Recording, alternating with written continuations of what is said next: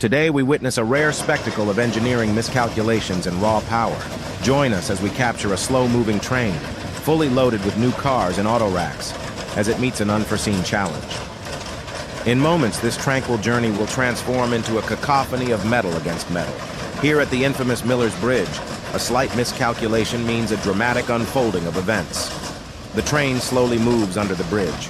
As the first autorack passes under, the top scrapes against the bridge.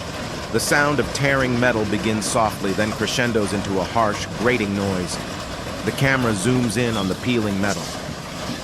What you're hearing is the sound of steel clashing with steel, a stark reminder of the delicate balance between industrial design and the forces of nature.